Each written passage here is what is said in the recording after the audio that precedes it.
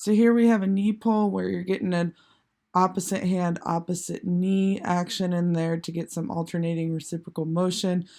Before you do any work, you want to get a solid warm up in just to make sure your athletes are loose, so no muscles are pulled or anything like that.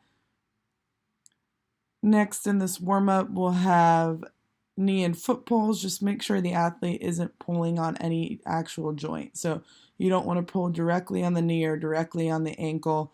You're just trying to stretch the outer portion of that hip there. Again, just making sure you're getting nice and limber and loose for the movements to come. Next, you'll see me do a lunge, elbow to instep. This is just kind of stretching out my hip flexors here, making sure they're not tight from a lift earlier in the day, or in this instance, sitting in class if you're working with collegiate football players. Next, I go into side lunge with a squat. Again, this is just stretching out those hip flexors, getting some mobility in the frontal plane, and then making sure I'm getting that good deep squat in there. A lot of times athletes will want to pull their foot all the way in next to the other, and then they're off balance in their squat, so just watch for that.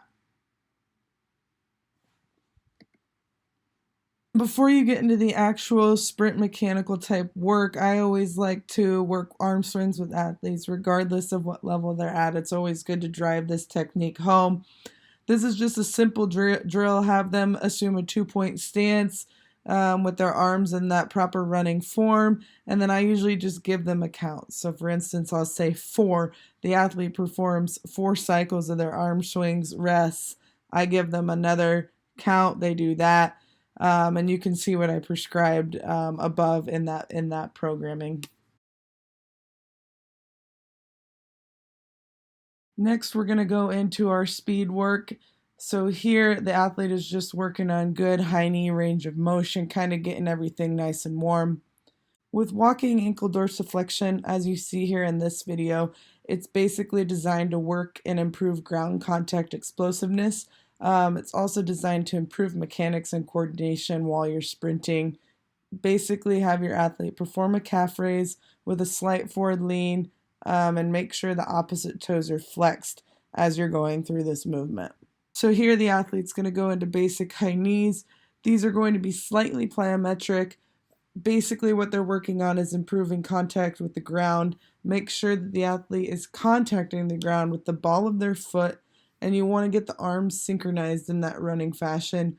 Other things to look for, make sure the athlete has a good forward lean and their toes are dorsiflex. Next, the athletes will go through high knee butt kicks. These are basically working on the recovery phase of running. Again, you want a slight forward lean. You actually here want high knees with toes dorsiflexed, but instead of going into just normal high knees, you're actually going to bring the heel under the hips and then contact the ground under the hips versus the high knees that you previously saw. From here, we're working on a little bit more coordination with single leg alternating high knee butt kicks. These basically just isolate each leg individually. Make sure you cue the athletes to be explosive and exaggerate this movement. Heel contact should be under the hips, and then you're going to alternate feet as you go through this motion, and you can see the athlete doing a pretty good job here in this video. Progressing forward, you'll go into double leg alternating high knee butt kicks. These work more on coordination, even more so than the isolating each leg. Your goal here is to drive up each knee 2 times in a row on one side and then repeating it twice on the other side. Again, here the heel is still making contact under the hips and not behind them. So you want to make sure that the athletes are not contacting the ground behind them and they're still trying to contact right underneath the hips and the butt. The next movement in the progression would be A-skips. These are common in track and field warm-ups, but they're great for improving speed and running mechanics. Here we're trying to also improve coordination, like I said, running mechanics. The main goal of A-skips aims to create displacement between the feet and the hips. These are somewhat challenging, but if the athletes can get them down, they're extremely beneficial to speed work. You want to make sure that they're including a small explosive hop. This is more plyometric based here. And you also want to make sure that you're landing on both feet under the body again, and you're not going behind or in front of the body. You're still getting that directly underneath your body ground contact. The athletes will go into what we call claps. Essentially, they have the same goal as A steps, which is to improve running mechanics, coordination, and create displacement between the feet and the hips. These are a great regression for athletes actually that struggle to get A skips. So if a guy's just not getting it, have him try these. In this case, we've included them in the actual program as well. So athletes ideally will do both A skips and claps. Something else to look for here is making sure that the knee drive is out in front and then you clap under the knee. In this case, this athlete didn't have the best mobility, so he's struggling to get that actual clap, but as long as he gets the movement, he's fine. Continuing with the progression, we'll go into an alternating fast claw. This works on striking the ground with a pulling action. So you want to cue athletes to exaggerate one stride with a high knee, work on driving their foot down and then pulling back into the ground. And you can see that the athlete's pulling down into the ground.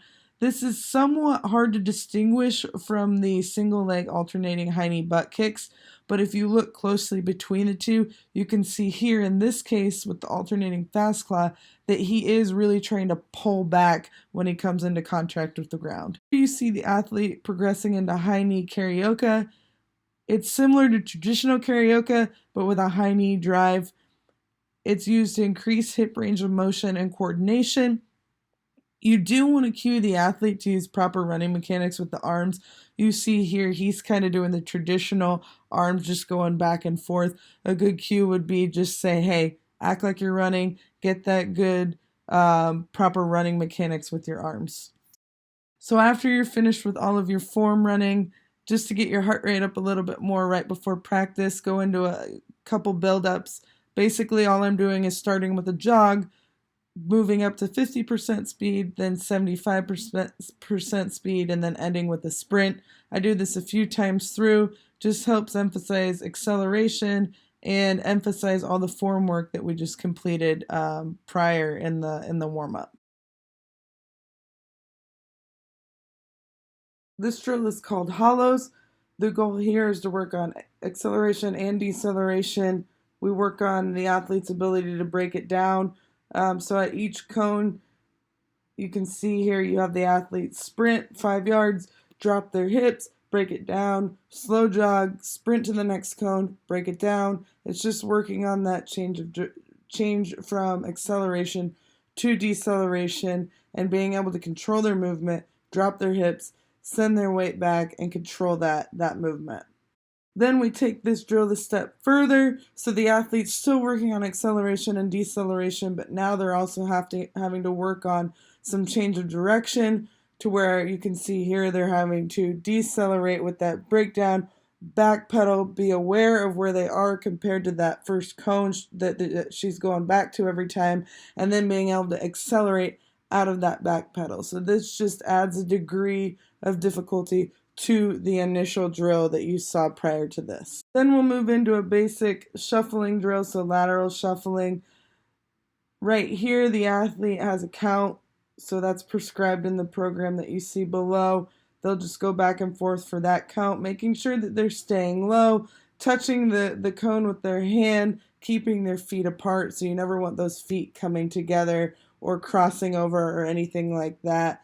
As far as form, that's what you're looking for. You can also have a rope or something like that the athlete has to stay under. In this case, we didn't do that, but just cueing the athlete to stay low in an athletic stance should be enough. Then we'll progress the team into a simple four-corner agility drill.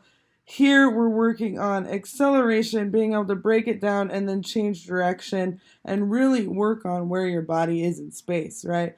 Being able to drive off that outside leg, open up your hips successfully, and change direction while coordinating that movement in this box that we have set up. Now this is, the athlete knows the pattern prior to starting. You can mix this up with different patterns as the athletes get more advanced or if the athletes start to get bored.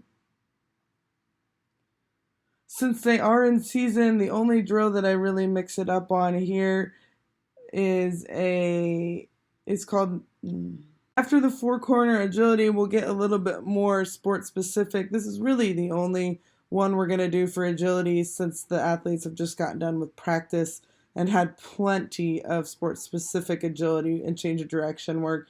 But here, this is the Nebraska agility. So it's working on making sharp cuts and change of direction while also having to decelerate, backpedal, sprint. It's kind of a whole combination of all of the elements that you'd want in a agility change of direction type drill. It's a great drill. You basically would do this on both sides. You can see the repetitions that I listed out. But the one cue that you want to make sure is after the back pedal that they're getting down into that 3-point stance to then explode out and accelerate and finish that drill. We'll add some reactive agility to finish up the session. So here the athlete stands in the middle of the four cones. From here, there's a coach standing out in front, pointing to either the two back cones, either of the two front cones, and the athlete has to react to what the coach does instead of guessing. There's a little bit of anticipation put into this, a little bit of accuracy training, and just waiting for the cue and reacting to that. Make sure that the athletes get back to the center every time and that they assume an athletic stance, right? We don't want them standing straight up and down. We don't want them just jogging back to the middle. There's a little bit of urgency in this drill.